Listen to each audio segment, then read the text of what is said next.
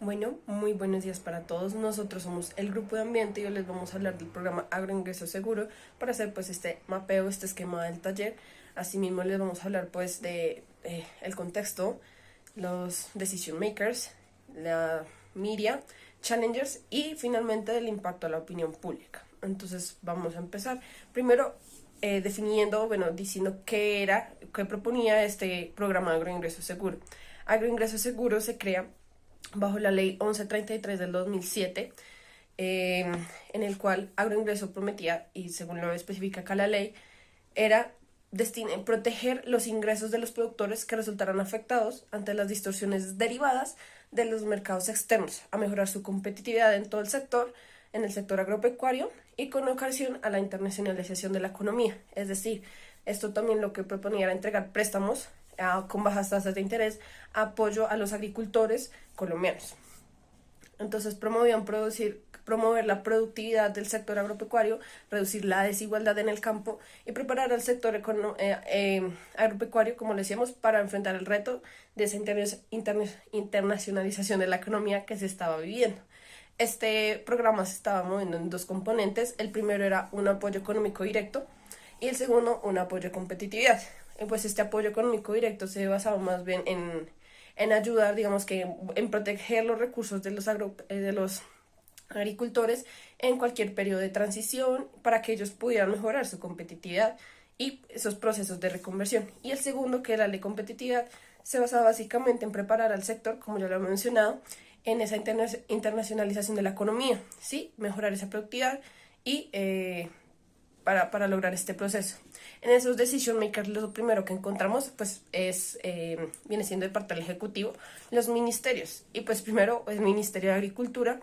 de mano de Andrés Felipe Arias, que es el que básicamente propone el proyecto, el que pasa al Congreso.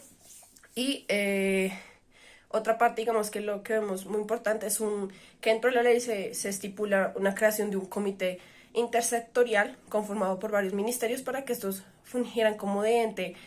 consejero, por así decir, y de los cuales hacía parte en ese momento Hacienda,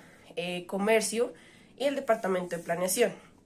Entonces, saber que esta política es algo que venía a mano, digamos que de varios ministerios, que varios lo sabían, o sea que había gran fuerza en la política. Durante los últimos días se ha conocido la noticia sobre la reaparición de la revista Cambio bajo el liderazgo de Daniel Coronel. Y es por eso que creemos necesario entender cuál fue la influencia que tuvo esta revista, al menos en el final del periodo de Álvaro Uribe Vélez, de su último periodo de presidencia. Y es que en septiembre de 2009, esta revista, junto con la investigación de uno de sus periodistas llamado José Manuel Reverón, pues sacaron al aire uno de los escándalos de corrupción más grandes del gobierno de Uribe. Y es que resulta que de los 72.500 millones en subsidios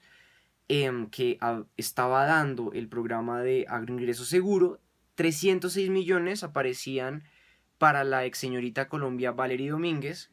y cerca de 435 millones para su novio en esa época, Juan Manuel Dávila Fernández. Y resulta que esta gran cantidad de dinero, e inclusive mucho más, no iba solamente destinado a ellos dos, sino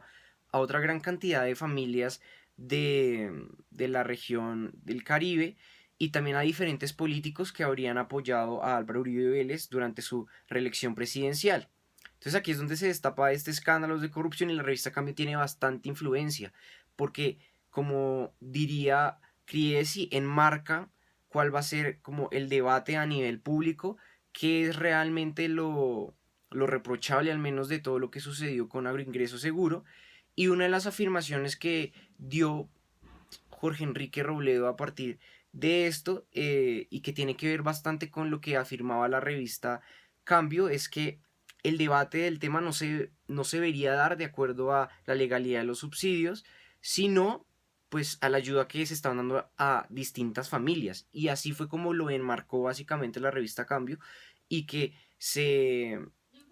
direccionó hacia la política nacional para que los demás entes pues pudieran participar de este debate público con la investigación que estaba realizando la revista, que resultó ser durante un corto lapso de tiempo un actor político importante para entender de qué era este tema de agroingreso seguro. Encontramos que al hablar de challengers son aquellos personajes tanto políticos como no políticos que cambian el panorama tanto dentro y fuera de las instituciones de los decision makers. En este caso encontramos que pues a raíz de todo este escándalo que publicó un medio de comunicación, el Congreso encuentra la necesidad dentro del Senado de citar a un debate de control al AIS. En este caso pues para ver qué era lo que había pasado, quiénes habían estado involucrados en el proceso, y entre los citantes uno de los más recordados, parte de la oposición, Jorge Enrique Robledo, presenta una disconformidad respecto a que no se tuvo en cuenta una estrategia bottom-up que tuviera en cuenta a los pequeños agricultores o a los pequeños productores, sino que se tuvo en cuenta a los medianos agricultores o productores, lo que hizo más fácil que pues el ministerio terminara entregando subsidios a familias adineradas que al fin y al cabo pues no calificaban como medianos productores. En este caso también encontramos que se encuentra una dualidad dentro del momento que se estaba viviendo, ya que pues al ser un año antes de las contiendas presidenciales,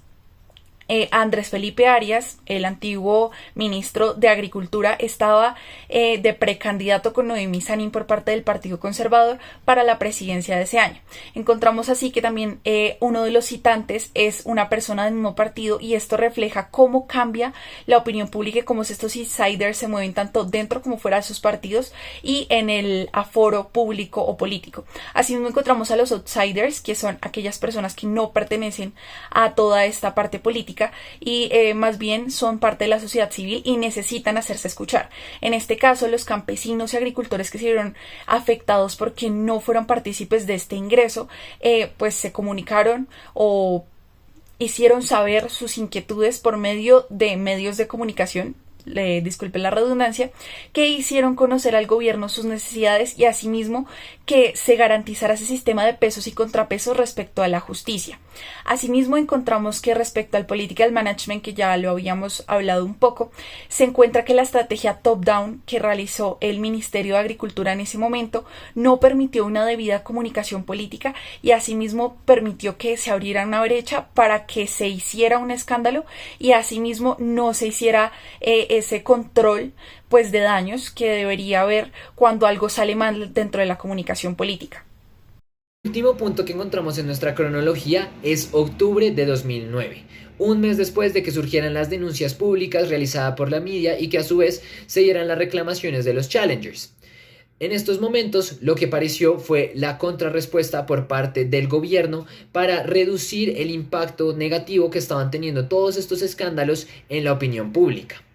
De esta manera, la respuesta del Ejecutivo fue más que nada reactiva y a su vez era conociendo la volatilidad de la situación, por lo que no profundizaron mucho en el tema y lo que se buscaron fue unas declaraciones que llevaran más un camino similar al que estaba pidiendo la opinión pública. Por esto, el expresidente Álvaro Uribe en su momento lo que mencionaba era que se pedía mayor transparencia y que se realizaran las investigaciones pertinentes para aclarar lo que había sucedido. Sin embargo, este no retiró el apoyo de su ministro Andrés Felipe Arias, el cual fue un eje fundamental en la creación de esta política. Por otra parte, desde el legislativo se dio también un enfoque de reevaluar qué era lo que había sucedido, ya que la opinión pública era muy fuerte en esos momentos. De manera que lo que llegó a impactar la política como tal fue una reestructuración de agroingreso seguro gracias a este control político que se realizó, y a su vez se pidió un proceso de devolución del dinero que se había perdido con esta iniciativa. Sin embargo, este sigue siendo incluso a hoy en día un tema espinoso. Ya por último, un impacto de carácter político, vienen las especulaciones que había en esos momentos de que el en ese momento ministro de Agricultura Andrés Felipe Arias se lanzara a la presidencia en 2010 bajo las alas también del apoyo del presidente Álvaro Uribe. Sin embargo, con este escándalo y con el impacto de la opinión pública fue imposible que Arias pudiera realizar este proceso. Adicionalmente también vemos que hay una limitación por parte de las ya acusaciones que se tenían al respecto, y por esto mismo también nosotros llegamos a concluir que no solo en este caso, sino que también, como demuestra el autor,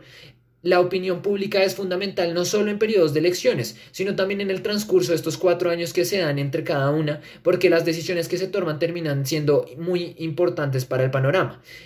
político, específicamente pues en el impacto de las políticas públicas y ya en las decisiones que se toman para las nuevas esferas políticas que se puedan surgir a partir de las elecciones.